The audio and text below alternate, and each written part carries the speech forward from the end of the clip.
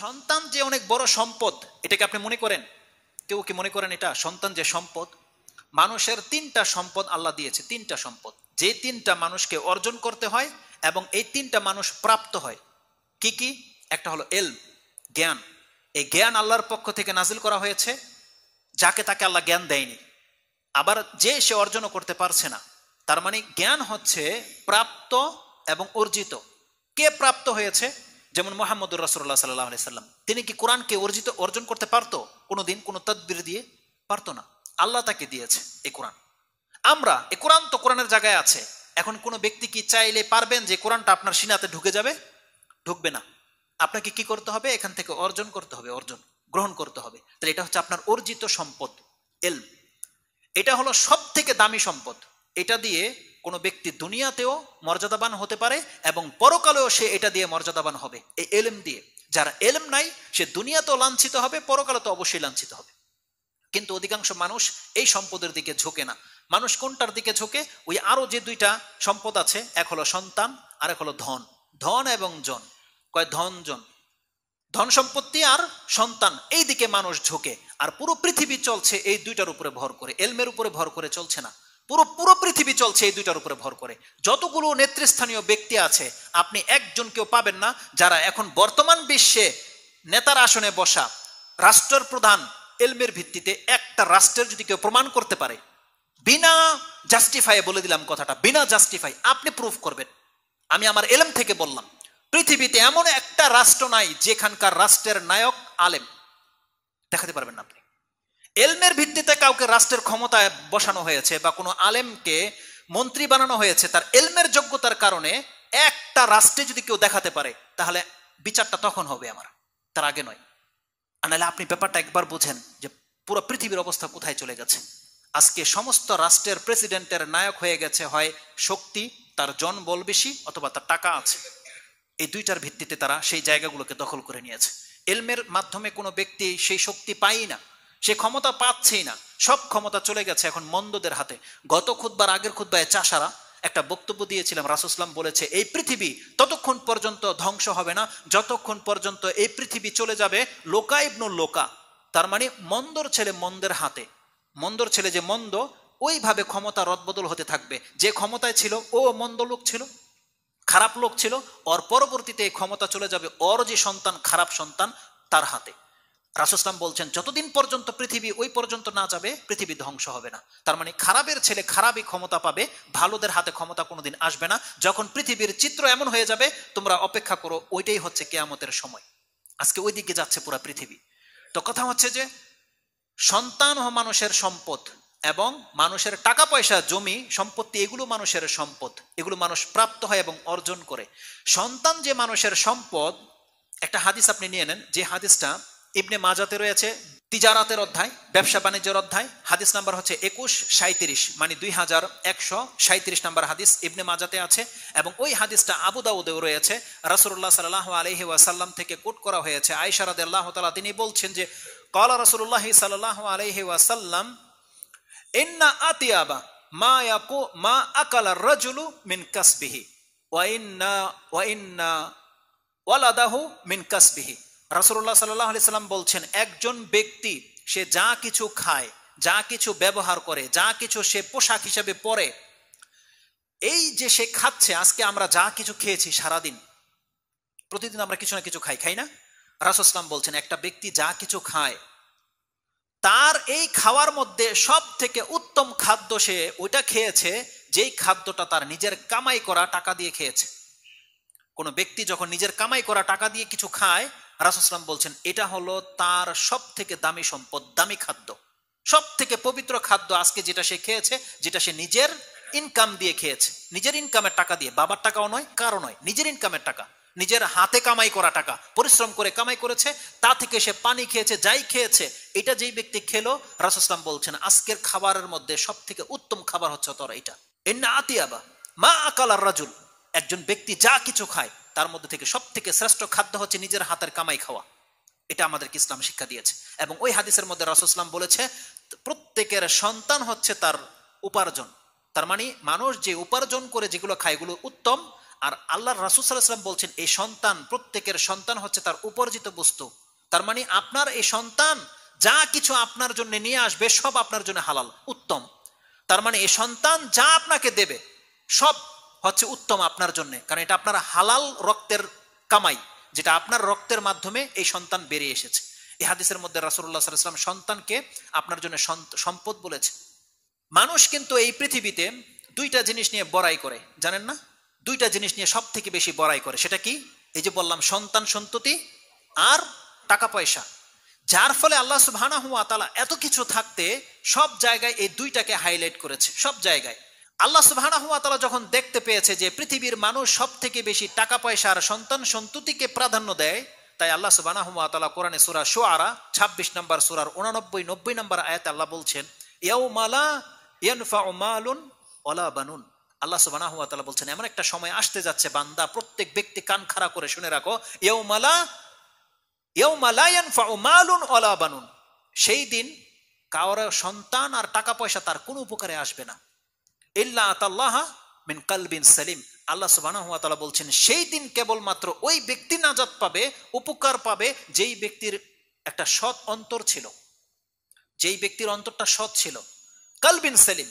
এমনকি সুস্থ অন্তর নিয়ে যে ব্যক্তি আল্লাহর কাছে হাজির হতে পারবে, যেই অন্তরের মধ্যে কোনো খারাপই ছিল না, তার মানে নিফাক ছিল না, শিরিক ছিল না, একমাত্র আল্লাহর উপরে ভরসা ছিল, পরকালে বিশ্বাস ছিল, এমন কোন ব্যক্তি যদি থেকে থাকে হাসরের মাঠে, যেই ব্যক্তি খালেজভাবে আল্লাহর প্রতি ঈমান এনেছে এবং পরকালমুখী কাজ করেছে, একটা সুস্থ অন্তর, কেবলমাত্র সেই দিন নাজাত পাবে। আর যারা এই সন্তানের কারণে, টাকা পয়সার কারণে অন্তরকে নষ্ট করে দিয়েছে, আল্লাহ বলছেন ইয়াউমা লা ইয়ানফাউ, সেই দিন কোনো উপকারে আসবে না। প্রত্যেকটা ব্যক্তিকে আল্লাহ জানিয়ে দিয়েছে।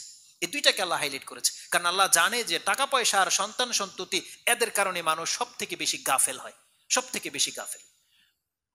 এগুলো যেমন আমাদের কাছে সব থেকে দামি সম্পদ, আল্লাহ সুবহানাহু ওয়া তাআলা কিন্তু মানুষকে পরীক্ষা করবে। আমাদেরকে কি পরীক্ষা করে না? কোরআন আল্লাহ আমাদেরকে জানিয়ে দিয়েছে যে আমাদের পুরো জীবনটাই হচ্ছে আমাদের জন্য কি পরীক্ষা। আমাদেরকে পরীক্ষা করা হয়েছে বহুভাবে। আল্লাহ বলছেন তোমার জীবন এবং মৃত্যুর মাঝে পুরো সময়টাই হচ্ছে পরীক্ষা। আমাদেরকে 5 সেকেন্ডে পরীক্ষা করা হচ্ছে। কিসের পরীক্ষা? এটা ইমানের পরীক্ষা, যে আমাদের ইমান আছে না গেছে, আল্লাহর প্রতি আমাদের ধারণা কি, পরকাল সম্পর্কে আমাদের কনসেপ্ট কি, এটাকে পরীক্ষা করছে আল্লাহ সুবহানাহু ওয়া তাআলা। বিভিন্ন সিচুয়েশনে পরীক্ষা করছে, কিন্তু আমরা এটিকে মনে করি যে আমার পরীক্ষা চলতেছে, কিন্তু আমরা মনে করি না। আমরা এমন এমন কাজ করে ফেলি, তখন আমরা ভুলে যাই আমরা কি আল্লাহর বান্দা না শয়তানের বান্দা, এটা ভুলে যাই। কিন্তু আল্লাহ বলছেন বান্দা আমি তোমাকে প্রত্যেকটা মুভমেন্টে তোমাকে আমি পরীক্ষা করতেছি, প্রত্যেকটা মুহূর্তে। তেমনি আল্লাহ সুবহানাহু ওয়া তাআলা মানুষকে যত কিছু দিয়ে পরীক্ষা করেছে, তার মধ্যে সব থেকে বড় পরীক্ষা ফিতনা আল্লাহ বলেছে, সেটা হচ্ছে সম্পত্তি আর সন্তান। আল্লাহ এটাকে ফিতনা বলেছে। কোরআনে আল্লাহ সুবহানাহু ওয়া তাআলা বলেন এই কথা, আপনি কোথায় পাবেন? 64 নম্বর সূরা আত-তাগাবুন। তাতে আল্লাহ সুবহানাহু ওয়া তাআলা কি বলেছে? ইন্নামা আমওয়ালুকুম ওয়া আওলাদুকুম ফিতনা। প্রত্যেকটা মানুষকে আল্লাহ জানিয়ে দিয়েছে, দেখো তোমার সন্তান সন্ততি এবং তোমার সম্পদ কিন্তু তোমার জন্য ফিতনা। তোমার জন্য ফিতনা মানে কি? এই শব্দটা তো জানেন, ফিতনা, তাই না? এই শব্দটা অনেকেই শুনেছেন। আজকে আমাদের সমাজে এই শব্দটা বেশি ব্যবহার করা হয় আমাদের ক্ষেত্রে, যে এরা মসজিদে মসজিদে ফিতনা শুরু করেছে। বলে কি বলে না? বলে। তাহলে যেই হুজুর এই কথাটা বলে আপনাকে যে এরা ফিতনা শুরু করেছে, তার মানে এই হুজুর কি ফিতনা পছন্দ করে না? করে? এই হুজুর ফিতনা পছন্দ করে না। তখন হুজুরে বলবেন, হুজুর আপনি বিয়ে করছেন? দেখেন অ্যান্সার কি। যদি বলছে হ্যাঁ করছি, বলছে সন্তান নিছেন নাকি নেন নাই? যদি বলেন নিছি, তখন বলবেন আপনি তো এই ফিতনা শব্দটা ইউজ করার অধিকার আপনি রাখেন না। কেন? কারণ আপনি তো ফিতনা পছন্দ করেন না। আর আল্লাহ কোরআনে বলেছে ইন্নামা আমওয়ালুকুম ওয়া আওলাদুকুম ফিতনা। দেখো প্রত্যেক ব্যক্তি সাবধান হয়ে শুনে নাও, তোমাদের সম্পত্তি এবং তোমাদের সন্তান কিন্তু ফিতনা। অথচ হুজুর আপনার ঘরে 5টা সন্তান, আপনারটাই বেশি ফিতনা, মানিটা কি? তাহলে এরা ফিতনার অর্থ বোঝে না অ্যাকচুয়ালি। যদি ফিতনার অর্থ বুঝতো, তাহলে 1 টাকাও তার পকেটে থাকার কথা ছিল না। কারণ আল্লাহ বলেছে তোমার সম্পত্তি হচ্ছে ফিতনা, তোমার সন্তান হচ্ছে ফিতনা। ওর বিয়ে করে উচিত হয়নি, কারণ এটা ফিতনা। আর কারণ রাসূল সাল্লাল্লাহু আলাইহি ওয়াসাল্লাম কি বলেছে? যে আমার উম্মতের জন্য, পুরুষদের জন্য সব থেকে মারাত্মক ফিতনা যেটা আমি ছেড়ে যাচ্ছি, সেটা হচ্ছে নিসাউকুম, মহিলা। আল্লাহ বলছেন মহিলা হচ্ছে সবচেয়ে বড় ফিতনা পুরুষের জন্য। তো যে হুজুর ফিতনাকে ভয় পায়, তাহলে তোর বিয়ে করে উচিত হয়নি। কারণ আল্লাহ রাসূল সাল্লাল্লাহু আলাইহি ওয়াসাল্লাম মহিলাকে ফিতনা বলেছে, আল্লাহ তার সন্তানকে ফিতনা বলেছে, তার সম্পদকে ফিতনা বলেছে। তাহলে হুজুর আপনি ফিতনার অর্থই বুঝেন নাই। তাহলে যদি আমাদেরকে কেউ বলে আমরা এই বাংলার জমিনে ফিতনা, কথা কিন্তু সত্য। কেন জানেন? কারণ আমরা ফিতনার অর্থ বুঝি। ফিতনা মানে হচ্ছে পরীক্ষা। নিঃসন্দেহে আহলে সুন্নাহ ওয়াল জামাত কোরআন সুন্নাহর অনুসারী যারা, তারা অবশ্যই বাংলার এই সমাজের সমস্ত বেদাতীদের জন্য ফিতনা। আল্লাহ তাদেরকে পরীক্ষায় ফেলে দিয়েছে। আল্লাহ আমাদেরকে দিয়ে কোরআন সুন্নাহ যারা প্রচার প্রসার করছে তাদেরকে দিয়ে এদেরকে ফিতনায় ফেলে দিয়েছে। হয় এখন তারা কোরআন সুন্নাহ গ্রহণ করবে, না হলে তারা যে বেদাতি মুশরিক এটা প্রমাণ হয়ে যাবে। এটা হচ্ছে প্রত্যেকটা ব্যক্তির জন্য একটা ফিতনা। এটাই বলেছিল রাসূলুল্লাহ সাল্লাল্লাহু আলাইহি ওয়াসাল্লামকে যে তুমি তো ফিতনা শুরু করে দিয়েছো, তোমার কারণে এখন ভাই ভাইয়ের সাথে ব্যবধান হয়ে যাচ্ছে, স্বামী স্ত্রীর মধ্যে ফাটল ধরে যাচ্ছে। তাহলে ফিতনা হচ্ছে এটা। ফিতনা হচ্ছে যখনই হক চলে আসবে, এই হক যারা মেনে নেবে তারা নাজাত পেয়ে যাবে, যারা হক মানবে না তারা ফিতনায় পতিত হয়ে যাবে। এই জন্য আল্লাহ সুবহানাহু ওয়া তাআলা বলেছেন ইন্নামা আমওয়ালুকুম ওয়া আওলাদুকুম ফিতনা, তোমাদের সন্তান সন্ততি এবং তোমাদের সন্তান হচ্ছে সম্পত্তি হচ্ছে ফিতনা। তার মানে আল্লাহ বলছেন আমি যদি কাউকে এই সম্পত্তির মালিক বানাই, সন্তানের মালিক বানাই, তাহলে তুমি জেনে নাও তোমার পরীক্ষা অলরেডি শুরু হয়ে গেছে। এখন তুমি যদি এই সন্তানকে কেন্দ্র করে যদি এমন কোনো কাজ করো তাহলে তুমি তোমার ঈমান হারাবে। ওটাই আমি আপনাকে দেখাতে চাচ্ছি যে সন্তানকে কেন্দ্র করে একজন পিতামাতা কিভাবে ফিতনায় পতিত হয়। কোরআনে আল্লাহ সুবহানাহু ওয়া তাআলা সূরা আরাফ 7 নম্বর সূরার 179 এবং 189 এবং 190 ওই আয়াতগুলোতে আপনি দেখেন আল্লাহ সুবহানাহু ওয়া তাআলা বলেছেন যে সন্তানরা কিভাবে পিতামাতার জন্য ফিতনা হয়। আল্লাহ সুবহানাহু ওয়া তাআলা বলছেন একটা ব্যক্তি যখন বিয়ে করে তার বাচ্চা হয় না, লং টাইম যখন পার হয়ে যায়, সে এই সন্তানকে হাসিল করার জন্য কত কি করে আপনি মনে করেন, কত কি করে। এতদিন একমাত্র সে আল্লাহর বান্দাই ছিল, আল্লাহ ছাড়া আর কোনোদিন কিছু চায়নি অন্যের কাছে। কিন্তু যখন সন্তানের প্রয়োজন, আল্লাহ তো জানে যে ওর অন্তরের মধ্যে শিরিক লুকায়িত আছে, আল্লাহ সুবহানাহু ওয়া তাআলা ওকে এইভাবে পরীক্ষা করে একটা লং টাইম। আরে আমাদেরকে যদি জাকারিয়া আলাইহিস সালাম আর ইব্রাহিম আলাইহিস সালামের মতো যদি পরীক্ষা করতো কোনো ব্যক্তিকে আল্লাহ সুবহানাহু ওয়া তাআলা, তাহলে অধিকাংশ মানুষ মুশরিক হয়ে যেত, অধিকাংশ মানুষ। কিন্তু আমাদেরকে কি জাকারিয়া আলাইহিস সালাম এবং ইব্রাহিম আলাইহিস সালামের মতো পরীক্ষা করা হয়েছে? পরীক্ষা করা হয়নি। আমাদেরকে হয়তো কাউকে 5 বছর, কাউকে 10 বছর আল্লাহ সন্তান দেয়নি, তারপরে আল্লাহ দিয়ে দিয়েছে, কারণ জানে যে এখনো মুশরিক হয়ে যাবে। আল্লাহ তার আগেই তাকে সন্তান দিয়ে দিয়েছে। কিন্তু 80-90 বছরেও জাকারিয়া আলাইহিস সালাম এবং ইব্রাহিম আলাইহিস সালাম সন্তান পায়নি, কিন্তু তারপরও কোনো দিন আল্লাহ ছাড়া অন্যের কাছে গিয়ে মাথা ঢোকায়নি। আল্লাহ ছাড়া অন্য কোনো পাথর, গাছ, ইঁদুর, বাদরের কাছে গিয়ে সন্তান তলব করেনি। তাদেরকে এইভাবে পরীক্ষা করা হয়েছে। যখন আল্লাহ সুবহানাহু ওয়া তাআলা তাদেরকে পরীক্ষা করে দেখেছেন যে 90-80-90 বছর পর্যন্ত তারা আমার সাথে শিরিক স্থাপন করেনি, 90 বছর পরে গেলে আল্লাহ সুবহানাহু ওয়া তাআলা ইব্রাহিম আলাইহিস সালাম, জাকারিয়া আলাইহিস সালামকে সন্তান দিয়েছে। অতএব এই শিক্ষাগুলো প্রত্যেকটা মুসলিমকে ধারণ করা উচিত যে আমার তকদিরে যদি আল্লাহ সুবহানাহু ওয়া তাআলা সন্তান লিখে রাখে, তাহলে মরার আগের দিন পর্যন্ত আমার স্ত্রীকে প্রেগনেন্ট করতে পারবো। এটা হচ্ছে শিক্ষা। কিন্তু 5 বছর 10 বছর যেতে না যেতেই শয়তান আপনার মধ্যে উস্কানি দেওয়া শুরু করে দেয়। এতদিন তো আপনি আল্লাহর কাছে চেয়েছেন, সন্তান পাননি, আপনার বন্ধু বা মা, চাচি, নানা একটা তথ্য পেয়েছে যে অমুক বাবার কাছে একবার গিয়ে দেখ। এতদিন কিন্তু আপনার ঈমান পারফেক্ট ছিল, এতদিন আপনি আল্লাহর কাছে থেকে সরে যাননি। কিন্তু যখনই আপনি ফিল করতেছেন যে আমার বাচ্চা কত প্রয়োজন, বাচ্চা কত প্রয়োজন, এটা একটা লজিক বলি। যেই ব্যক্তি 10 বছর বিয়ে করেছে, বাচ্চা হয় না, আপনি জানেন এটা কতটা পীড়া বা কষ্টদায়ক বিষয়, কতটা কষ্টদায়ক জানেন? পাশের বাড়ির মহিলা আপনার স্ত্রীকে যা তা বলবে, বাঞ্ঝা, বাচ্চা হয় না। আপনার মা বলবে কি একটা বিয়ে করে আনছি, বাচ্চা হয় না, পেরেশান করে ছেড়ে দেবে। একটা মানুষ কিন্তু এই জন্য শিরিক করে না, সে অনেক পেরেশানিতে তারপরে তার বাচ্চার চাহিদা জাগে, দেখে যে অন্যের বাচ্চা কত ফুটফুটে সুন্দর, আমার ঘরের বাচ্চা নাই। বা যখন দেখে যে পাশের বাড়ির মহিলাগুলো এরকম নানতান করে, তখন নিজের ওয়াইফ থাকে মন খারাপ, এই পেরেশানটা তার উপরে পড়ে। এখন বাচ্চা তার লাগবেই লাগবে। কেউ বলেছে কারো বাচ্চা পেলে দেখ, ওই পালতে গিয়ে অনেক ফিতনায় পতিত হয়। এখন নিজের বাচ্চা লাগবে, তখন কি বলেছে যে মাজারে ঘুরে আস বা কিছু, মুখ বাবা পানি পড়া, কোনো কিছু তার বাদ রাখে না। আল্লাহ সুবহানাহু ওয়া তাআলা এই কথাটাই বলেছে যে অধিকাংশ ফ্যামিলিগুলো এইভাবে শিরিক করে বাচ্চার জন্য। এটা কত বড় ফিতনা। আর যারা এমনটা করে না, বিয়ের পরপরই বাচ্চা পেয়ে গেছে, আল্লাহ বলছেন তারা কিভাবে মুশরিক হয় জানেন? ওই কথাটা আল্লাহ সুবহানাহু ওয়া তাআলা সূরা আরাফ 7 নম্বর সূরার 189 এবং 190 নম্বর আয়াতে উল্লেখ করেছে। আল্লাহ বলছেন এমন একটা ঘটনা, একটা পুরুষ এবং একটা মহিলার ঘটনা আল্লাহ ব্যক্ত করেছে। আল্লাহ বলছেন হুয়াল্লাযী খালাকাকুম মিন নাফসি ওয়াহিদা, তিনি তো সেই সত্তা যিনি তোমাদেরকে সৃষ্টি করেছেন একজন ব্যক্তি থেকে। তিনি হচ্ছেন আদম আলাইহিস সালাম, একজন ব্যক্তি থেকে। ওয়াহিদা ওয়া জাআলা মিনহা যাওজাহা লিয়াসকুনা ইলাইহা, এবং আমি তার থেকে তার স্ত্রীকে সৃষ্টি করেছি যাতে করে সে তার কাছে প্রশান্তি পায়।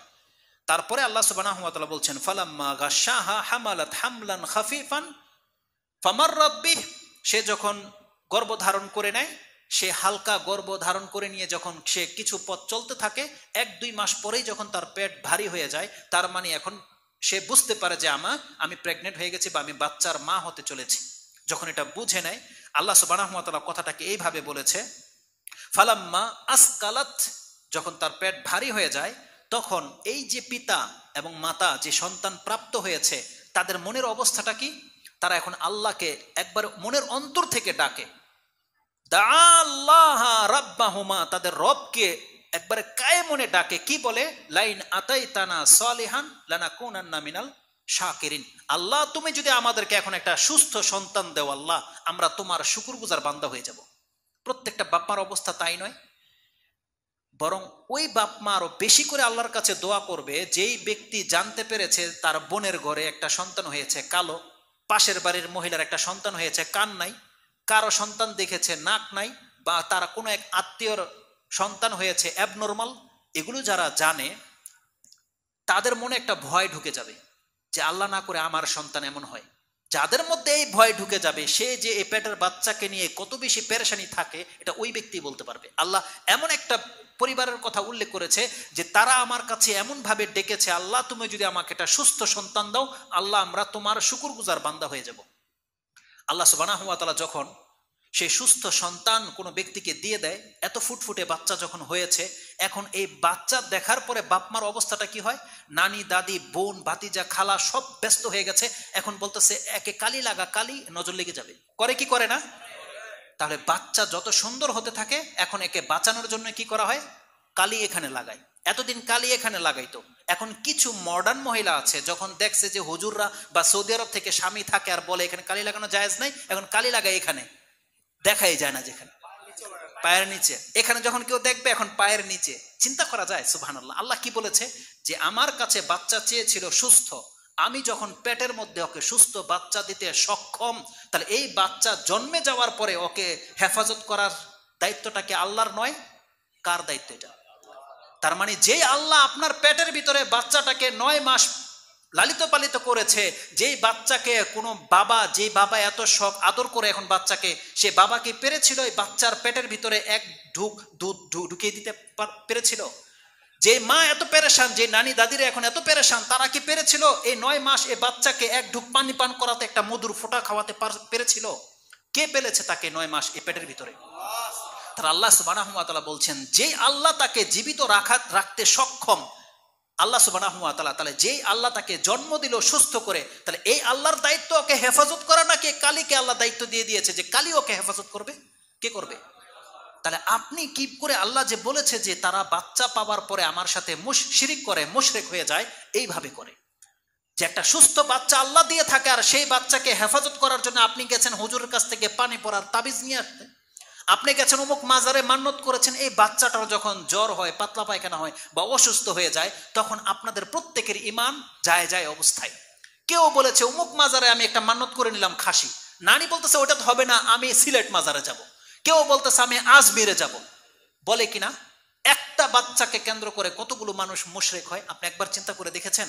চিন্তা করে দেখেননি। অতএব তাওহীদের শিক্ষা এটা একটা ফ্যামিলিতে এত গুরুত্বপূর্ণ ব্যাপার যে আল্লাহ সুবহানাহু ওয়া তাআলা ফিতনায় ফেলে দিয়েছে একটা বাচ্চাকে কেন্দ্র করে। আপনি কি ভেবেছেন এটা কত বড় মারাত্মক ফিতনা?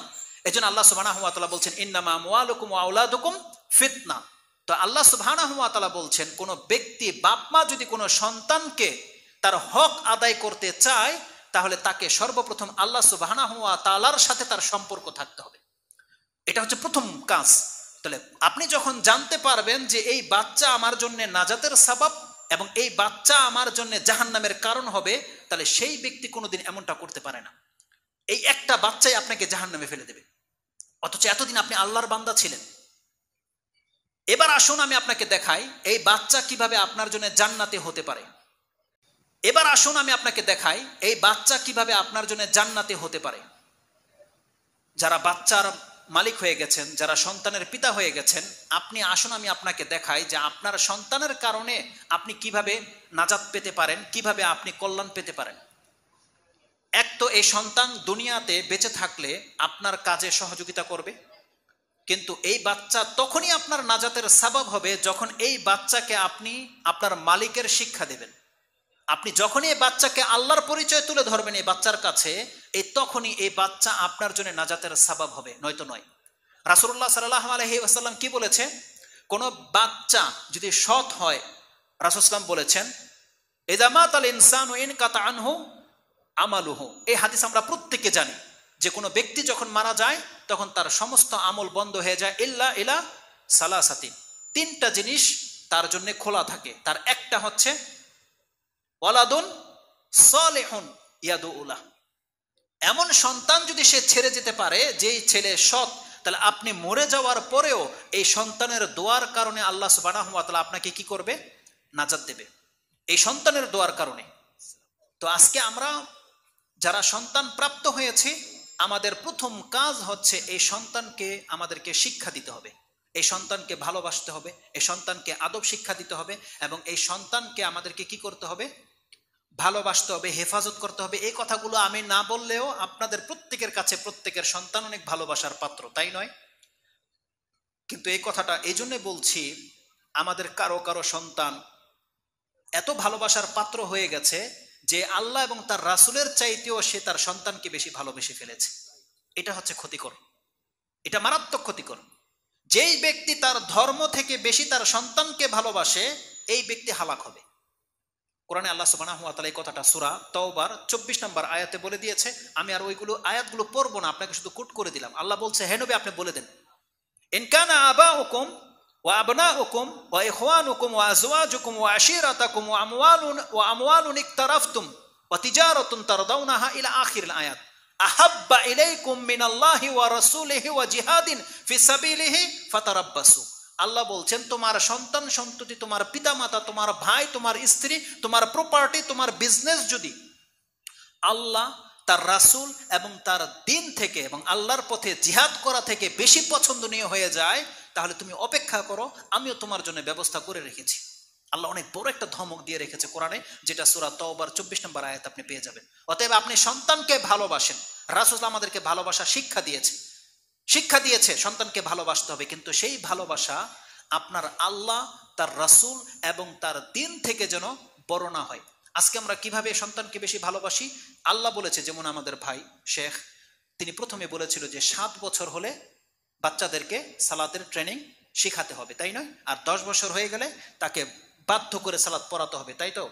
কিন্তু আপনি সন্তানকে এত বেশি ভালোবাসেন, ঘুমিয়েছে রাত 12টায় শীতের দিন, আপনার সন্তানের দিকে তাকাইলে ওই কথার মনে থাকে না।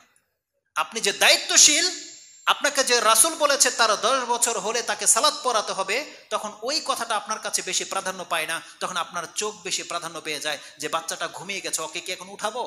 তার মানে জেনে নেন, এই ভালোবাসা ওকেও ডুবিয়েছে, আপনাকেও ডুবাবে। আপনার ভালোবাসা যেন এই পর্যন্ত না পৌঁছে, বরং আপনি দেখবেন আপনার ঘর থেকে কিভাবে দিন নষ্ট হয়ে যাচ্ছে, সেখানে আপনাকে শক্ত ভূমিকা পালন করতে হবে। আপনার বাচ্চা বাম হাতে খাচ্ছে আর আপনি তাকে বাধা দেবেন না, এটা ভালোবাসা নয়, বরং এটা হচ্ছে আপনার শিথিলতা, এটা হচ্ছে আপনার অজ্ঞতা। অতএব বাচ্চাকে ভালোবাসতে হবে। রাসূলুল্লাহ সাল্লাল্লাহু আলাইহি ওয়াসাল্লাম হাসান হোসেনকে যখনই পেতেন জড়িয়ে ধরে চুমো খেতেন। এটা হচ্ছে তার দয়া, বাচ্চার প্রতি ভালোবাসা।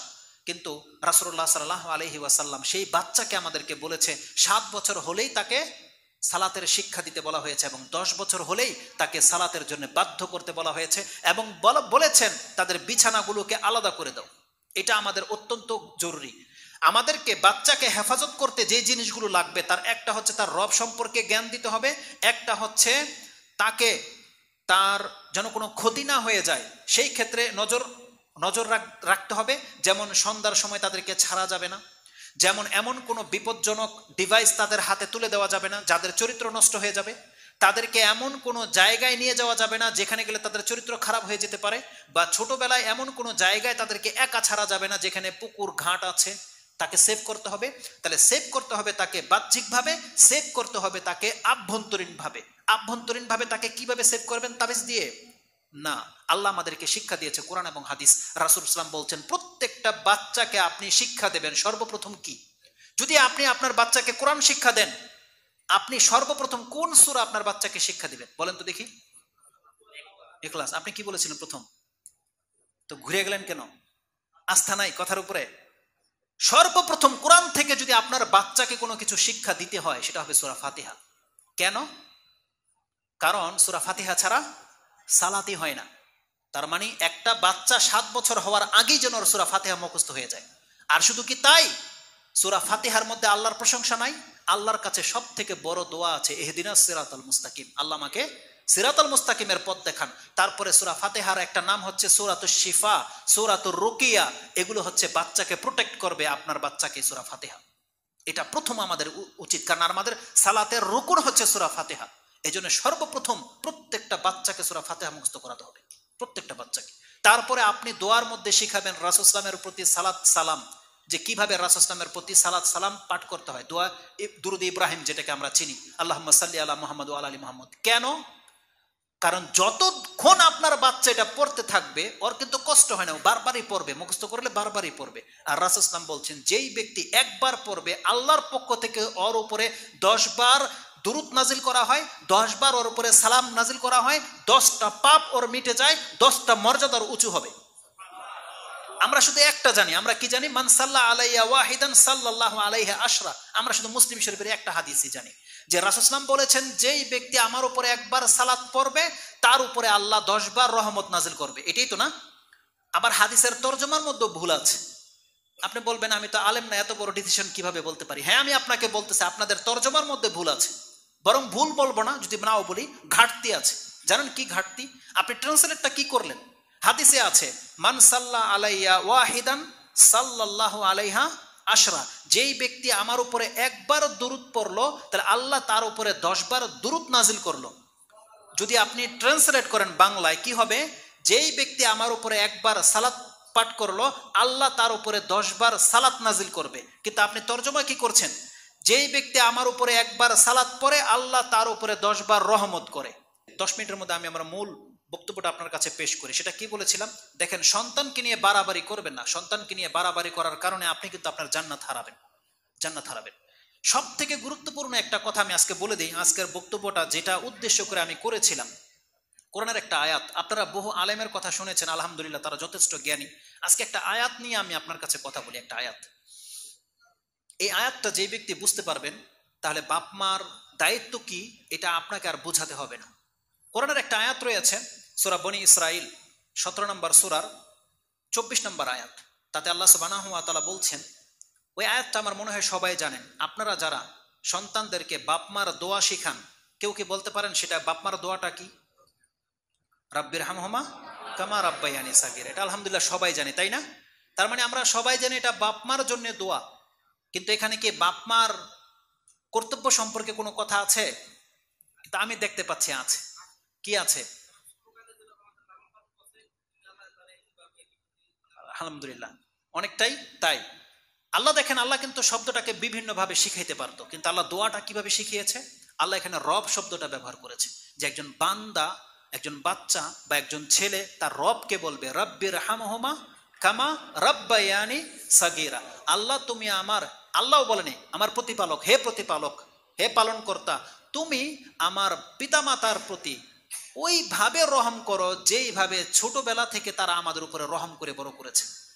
এটা দোয়া, ঠিক আছে না? এটা দোয়া। কি আছে রব? রব শব্দ মানে কি? রব মানে হচ্ছে লালন পালন করা।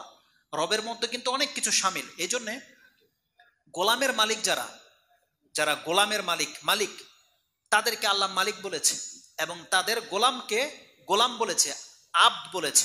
কিন্তু মালিককে বলেছে তুমি তোমার গোলামকে ইয়া আব্দি বলবা না, তুমি বলবা ইয়া ফাতায়া, ইয়া ওয়ালাদ, কিন্তু তুমি বলবা না ইয়া আব্দি, হে আমার গোলাম, এটা বলবা না। কারণ গোলাম আমরা সবাই কার? আল্লাহর। তো একটা মালিককে আল্লাহ শিক্ষা দিয়েছে, তুমি তাকে হে আমার গোলাম বলে ডাকবা না, তুমি বলবা হে আমার চাকর, হে আমার কর্মচারী, হে আমার ছেলে, বা এই আমার খাদেম, এদিকে এইভাবে বলবে, কিন্তু গোলাম বলবা না। তো তারপরেও ওই মালিককে আল্লাহ রব বলেছে। হাদিসের মধ্যে এটা আছে, যেই ব্যক্তি তার রব থেকে পালিয়ে যাবে তার ফিরে আসা না পর্যন্ত তার কোনো ইবাদত কবুল হবে না। ওখানে রব শব্দটা রয়েছে, তাহলে মালিককে রব বলা হয়। এই আয়াতেও আল্লাহ সুবহানাহু ওয়া তাআলা পিতামাতাকে রবের মর্যাদা দিয়েছে। কেন? কারণ তারাও ছোট থেকে আমাদেরকে কি করে, একটা ছোট বাচ্চা থেকে এত বড় 5 ফিট 6 ফিট বানিয়ে ফেলেছে, তাদের মাধ্যমে হয়েছে, তাই নয়? করেছে তো আল্লাহ, কিন্তু খেদমত করেছে তারা। এজন্য আরব ভাষায় কুকুরের, বিড়ালের, বানরের, পাখির, মাছের যিনি পালে তাকে মালিক বলা হয়, রব বলা হয়। আব্দুল মুত্তালিব কাবাঘর যখন ধ্বংস করতে এসেছিল, আব্রাহাকে তিনি এই কথাটাই বলেছিলেন। যখন আব্রাহা বলেছিল আমি কাবাঘরকে ধ্বংস করে দেব, এই আব্দুল মুত্তালিব বলেছিল যে তুমি কাবাঘর ধ্বংস করো কি করো, এটার মধ্যে আমি ইন্টারফেয়ার করব না, তুমি আমার উটগুলা ফেরত দাও। আব্রাহা বলছে তোমার মতন মন্দ লোক আমি আর দেখিনি, আমি তোমার দিন তোমার ধর্মকে ধ্বংস করতে এসেছি, আর তুমি আসছো তোমার উট নিয়ে। তখন আব্দুল মুত্তালিব এই কথাটা বলেছিল, আব্রাহা তুমি ভালো করে শুনে রাখো, ইন্নী আনা রাব্বুল ইবিল, আমি হলাম এই উটগুলোর মালিক। রব, এখানে রব শব্দটা রয়েছে, ইন্নী আনা রাব্বুল ইবিল, আমি হলাম এই উটগুলোর মালিক, পালনকর্তা। ওয়া ইন্না লিল বাইতি রিব্বান, আর ওই ঘরেরও একটা মালিক আছে, সায়ামনাউহু, আমার দায়িত্ব আমার উটগুলোকে বাঁচিয়ে নেওয়া, আর ঘরের মালিকের দায়িত্ব ঘরকে বাঁচিয়ে নেওয়া। ইমান বোঝেন, ইমান আল্লাহর প্রতি তাদের কতটা চমৎকার ইমান ছিল। আব্দুল মুত্তালিব বলছে, যাকে আমরা মুশরিক বলি, আল্লাহ সুবহানাহু ওয়া তাআলা সম্পর্কে এতটা তার বিশ্বাস ছিল, সে আব্রাহাকে বলছে আব্রাহা তুমি আমার উট ফেরত দাও, আমি উটের মালিক, তুমি উট দিলে আমি চলে যাবো। আর যে ঘর তুমি ভাঙতে এসেছো, ওয়াইন্না লিল বাইতি রিব্বান, সেই ঘরেরও একটা মালিক রয়েছে, সেই মালিকের দায়িত্ব কিভাবে তার ঘরকে হেফাজত করবে এটা তিনি ভালো করেই জানে, তুমি আমার উট দিয়ে দাও। বুঝেন ইমান কি জিনিস, সুবহানাল্লাহ। আল্লাহ কি হেফাজত করেনি? আল্লাহ করেছিল। তাহলে তিনি এই কথাটা বলেছেন, ইন্নী আনা রাব্বুল ইবিল, আমি হচ্ছে উটের প্রতিপালক, কারণ আমি এগুলোকে লালিত পালিত করে এত বড় করেছি। এটা আরব টার্মের মধ্যে শাব্দিক অর্থে রব মানে হচ্ছে লালিত পালিত করা। আরেকটা হাদিস নিয়ে নেন, যেটা মুসলিমে আছে, বুখারীতেও আছে, যাকাতের অধ্যায়ে পেয়ে যাবেন। রাসূল সাল্লাল্লাহু আলাইহি ওয়াসাল্লাম কি বলছেন, মান তাসাদ্দাকা বিআদলি তামরাতিন মিন কাসবিন তাইয়্যিব ওয়া ইন্নাল্লাহা লা ইয়াকবালু ইল্লা তাইয়্যিব, যেই ব্যক্তি তার হালাল ইনকাম থেকে একটা খেজুর পরিমাণ যদি কিছু দান করে, আর আল্লাহ হারাম গ্রহণ করে না, তাহলে আল্লাহ সুবহানাহু ওয়া তাআলা কি করে, ফা ইন্নাল্লাহা ইয়াকবালু বিয়ামিনিহি, আল্লাহ সুবহানাহু ওয়া তাআলা সেই দানটাকে তার ডান হাতে কবুল করে। সুম্মা ইউরাব্বিহা লিসাহিবিহি কামা ইউরাব্বি আহাদাকুম ফালুওয়াহু আও কালুসাহু হাত্তা তাকুনা মিসলাল জাবাল আও আযামা। রাসূল সাল্লাল্লাহু আলাইহি ওয়াসাল্লাম বলেছেন, যেই ব্যক্তি একটা খেজুর পরিমাণ হালাল টাকার কিছু যদি কোনো ব্যক্তি দান করে, আল্লাহ সেই দানটাকে তার ডান হাতে গ্রহণ করে এবং কিয়ামত পর্যন্ত সেই দানটাকে আল্লাহ লালন পালন করতে থাকে। লালন পালন করতে করতে এত বিশাল আকৃতি করে দেয়, রাসূল বলছে হাত্তা ইয়াকুনা মিসলাল জাবাল, একটা পাহাড় সমান পর্যন্ত হয়ে যাওয়া পর্যন্ত আল্লাহ এটাকে পালতে থাকে। অন্য বর্ণনায় আছে আও আযামা, এই পাহাড় চেয়েও মহান করে আল্লাহ সুবহানাহু ওয়া তাআলা তার জন্য সেটাকে পালতে থাকে। যেভাবে তোমাদের কোনো ব্যক্তি একটা উটের বাচ্চা, একটা ঘোড়ার বাচ্চাকে পালতে পালতে একটা ঘোড়া, একটা উট বানিয়ে ফেলো, আল্লাহ সেইভাবে এটাকে লালন পালন করে। তার মানে এই হাদিসের মধ্যে কি আছে, লালন পালন করা। ইউরাব্বিহা, তোমরা যেভাবে একটা উটকে লালতে পালতে এত বড় করে ফেলো, তার মানে তাকে রব বলা হয়েছে, যেই ব্যক্তি লালন পালন করে। এবার দোয়াতে ফেরত আসেন, তার মানে প্রত্যেকটা পিতামাতার দায়িত্ব হচ্ছে বাচ্চাকে লালন পালন করা। তাহলে আপনার দায়িত্বটা এবার আপনি বুঝতে পারতেছেন। আপনি তখনই দোয়ার হকদার হবেন যখন আপনি আপনার এই বাচ্চাটাকে লালন পালন করে বড় করবেন, যখন তার পেছনে আপনি মেহনত করবেন, যখন আপনি লালন পালন করে বড় করবেন, তখনই আপনি বলতে পারবেন আল্লাহর কাছে যে আমি ওকে লালিত পালিত করে বড় করেছি। আর তখনই সে দোয়ার বেনিফিটটা কি পাবেন, যে যত উত্তম করে আপনার সন্তানকে আপনি লালন পালন করবেন, দোয়ার রেজাল্টও উত্তমভাবে আপনার প্রতি প্রতিফলিত হবে। কারণ সন্তান যখন বলবে রব্বির হামহুমা কামা রাব্বায়ানি সাগীরা, আল্লাহ আমার পিতামাতার প্রতি তুমি ওইভাবে রহম করো যেইভাবে তারা ছোটবেলায় আমাদের উপরে করেছে। অতএব কোনো পিতামাতা যদি তার সন্তানের উপরে রহমতটা অঢেল করে, তার জীবনের সর্বপ্রচেষ্টা দিয়ে সন্তানকে মানুষ করে, তাহলে এই সন্তান যেদিন তার মুখ থেকে বলবে আল্লাহ তুমি আমার পিতামাতাকে ওইভাবে রহম করো, তাহলে আল্লাহ আপনাকে ওইভাবে রহম করবে। তাহলে এই আয়াতটার মধ্যে প্রত্যেকটা পিতামাতার দায়িত্ব কি এটা আল্লাহ উল্লেখ করে দিয়েছে, যে আমাদের দায়িত্ব আমাদের সন্তানদেরকে লালন পালন করে বড় করতে হবে। এবং সন্তানের শিক্ষার কথা যখন আসবে, তখন কি আসবে, তখন সূরা লোকমান আপনি পড়ে নিয়েন, যেটা সব বক্তাই বলে থাকে, সবারই একটাই আয়াত, যে লোকমান আলাইহিস সালাম তার ছেলেকে বলেছিল ইয়া বুনাইয়া লা তুশরিক বিল্লাহ ইন্না শিরকা লাযুলমুন আযীম। এটা হচ্ছে আপনার উপরে লাজিম দায়িত্ব, যে প্রত্যেকটা পিতা তার সন্তানকে তার রব সম্পর্কে জানাবে, এটা আপনার উপরে ফরজ দায়িত্ব। আমি বলেছিলাম যে পিতা কিভাবে একটা পরিবারকে ধ্বংস করে, এই আয়াত কোথায় পাবেন আপনি? এই আয়াত আপনি পাবেন সূরা জুমার 39 নম্বর সূরার 15 নম্বর আয়াতে। আল্লাহ সুবহানাহু ওয়া তাআলা রাসূল সাল্লাল্লাহু আলাইহি ওয়াসাল্লামকে বলছেন, হে নবী আপনি বলে দেন আমি তোমাদেরকে সত্যটা প্রচার করে দিলাম, ফাবুদু মা শি'তুম মিন দুনি, এখন তোমাদের ইচ্ছা, আমাকে বাদ দিয়ে তোমরা কার ইবাদত করবা করো, কিন্তু আল্লাহ সুবহানাহু ওয়া তাআলা বলছেন, হে নবী আপনি বলে দেন, কুল ইন্নাল খাসিরিনাল্লাযিনা খাসিরু আনফুসাহুম ওয়া আহলিহিম ইয়াউমাল কিয়ামা আলা যালিকা হুয়াল খুসরানুল মুবিন। যেই ব্যক্তি এই দুনিয়াতে নিজের নফসের ক্ষতি করেছে এবং তার পরিবারের ক্ষতি করেছে, কিয়ামতের মাঠে হবে এই ব্যক্তি সবথেকে বড় ক্ষতিগ্রস্ত। আজকে যদি আপনারা যদি তাওহীদের জ্ঞান না শিখি, আর আমাদের সন্তানদেরকে আমরা কিসের তাওহীদের জ্ঞান শিক্ষা দেব? আর যখন আমরা মুশরিক হব, আমরাই তো আমাদের সন্তানদেরকে ফ্যামিলিকে নিয়ে মাজারে যাই, তাই নয়? আমরাই তো যাই, কর্তারাই যায়, কর্তারাই হারাম খাওয়ায়, কর্তারাই মানুষকে ওই উল্টাপাল্টা শিখায়। কিন্তু কর্তা যদি সৎ হয়, কর্তা যদি আল্লাহকে চেনে, তাহলে কর্তার মাধ্যমে এই তার পরিবারের লোকেরাও আল্লাহকে চিনতে পারবে। আল্লাহ সুবহানাহু ওয়া তাআলা এই কথাটাই বলেছে প্রত্যেকটা মুশরিককে। আজকে আমরা যারা কোরআন সুন্নাহর জ্ঞান অর্জন করতেছি, আমরা যদি কোনো বাবার ভক্ত হইতাম, আমাদের পরিবারের লোকদেরকে আমরা কোথায় নিয়ে যেতাম? ওই বাবার কাছে নিয়ে যেতাম না? আমরা মাজারে নিয়ে যেতাম না? আমি যা করি আমার পরিবারের লোকেরা তাই করতো। তাহলে আমার কারণে আমি নিজেকে ক্ষতিগ্রস্ত করেছি এবং আমার পরিবারের সন্তানদের ক্ষতিগ্রস্ত করেছি। আজকে অধিকাংশ বাপ মা কি তার সন্তানকে মাদ্রাসায় শিক্ষা দেয়, কোরআন হাদিস শিক্ষা দেয়? কি শিক্ষা দেয়? তাহলে এর ক্ষতি কে করেছে? এ বাপ মা করেছে। অতএব প্রত্যেকটা বাপ মা যেমন নিজের ক্ষতি সে করেছে, তেমনি প্রত্যেকটা সন্তানের লাইফটাকে সে ধ্বংস করে দিয়েছে তাকে কোরআন হাদিস শিক্ষা না দেওয়ার কারণে। অতএব এই ধরনের প্রতিষ্ঠানগুলো যেগুলো গড়ে উঠেছে, আপনার জন্য লাজিম দায়িত্ব যে সেখানে আপনার বাচ্চাকে অ্যাডমিশন করান এবং সেখান থেকে আপনি কোরআন হাদিসের শিক্ষা আপনার বাচ্চা যেন নিতে পারে, আপনি সেই ব্যবস্থা করেন। তাহলে এই বাচ্চা যখন আপনার জন্য দোয়া করবে, তখনই আপনি সাকসেস হতে পারবেন, তার আগে নয়। তো আল্লাহ সুবহানাহু ওয়া তাআলা এই আয়াতে বলেছে, যেই ব্যক্তি নিজের ক্ষতি করেছে এবং নিজের পরিবারকে ক্ষতি করেছে, কিয়ামতের মাঠে তার চেয়ে বড় ক্ষতিগ্রস্ত ব্যক্তি আর কেউ হবে না। আর আপনি যদি মনে করেন যে আপনি আপনার পরিবার, আপনার সন্তানের জন্য উপকার করতে চান, আপনার জন্য আরেকটি আয়াত আমি বলে আজকের বক্তব্য শেষ করে দেব। সেটা হচ্ছে সূরা তুর 52 নম্বর সূরার 21 নম্বর আয়াতটি আপনি পড়েন। আল্লাহ সুবহানাহু ওয়া তাআলার দয়া আয়াত। আল্লাহ বলছেন, কোন ব্যক্তি যদি সৎ হয় এবং ভালো পরহেজগার হয়, এই ব্যক্তি আমার কাছে যে জান্নাত পাবে, তার সন্তানরা যদি ঈমানের সাথে তার অনুসরণ করে, তার পথের উপরে থেকে যায়, তার সন্তানরা তার মতো ইবাদত করতে না পারলেও আমি তাকে ওই এক ঈমানের জান্নাত তার সন্তানদেরকেও দিয়ে দেব। এটা কত বড় কথা! আল্লাহ সুবহানাহু ওয়া তাআলা বলছেন, ইন্নাল্লাযীনা আমানু ওয়াত্তাবাআতহুম যুররিয়্যাতুহুম বিঈমানিন আলহাকনা বিহিম যুররিয়্যাতাহুম ওয়া মা আলাতনাহুম মিন আমালিহিম মিন শাই কুল্লু ইমরিইন বিমা কাসাবা রাহিন। আল্লাহ বলছেন প্রত্যেক ব্যক্তি তার আমলের সাথে জুড়ে আছে, আমল যা সেই মর্যাদা পেয়ে যাবে। এটা আল্লাহ কেন বলেছে? তার মানে প্রত্যেক ব্যক্তি তার আমল অনুযায়ী জান্নাত পাবে। তাহলে আপনার পিতামাতা, আমরা যদি বেশি পরহেজগার হই, আমরা যদি তাহাজ্জুদ গুজার হই, আমরা যদি হালাল ইনকাম করা লোক হই, তাহলে আমরা অনেক উপরে চলে যাব। হয়তো আমাদের মতো ফিতনা আমাদের সন্তানদের জীবনে, এই ফিতনা নয় তার চেয়ে ভয়াবহ ফিতনা আসতে যাচ্ছে। অতএব আমাদের যেহেতু এখন পর্যন্ত ফিতনায় পতিত হই নাই, আমাদের উচিত ইবাদত করে আল্লাহর বন্দেগী করে নিজের মানটাকে আরো উঠিয়ে নেওয়া। আমাদের সন্তানরা যদি এই পরিমাণ ইবাদত করতে না পারে, আল্লাহর দয়া, আল্লাহ যদি আপনাকে জান্নাতুল ফেরদৌস দেয়, আপনার সন্তানকে আল্লাহ আপনার কারণে জান্নাতুল ফেরদৌস দিয়ে দিবে। এটা কত বড় কথা বলেছে আল্লাহ সুবহানাহু ওয়া তাআলা।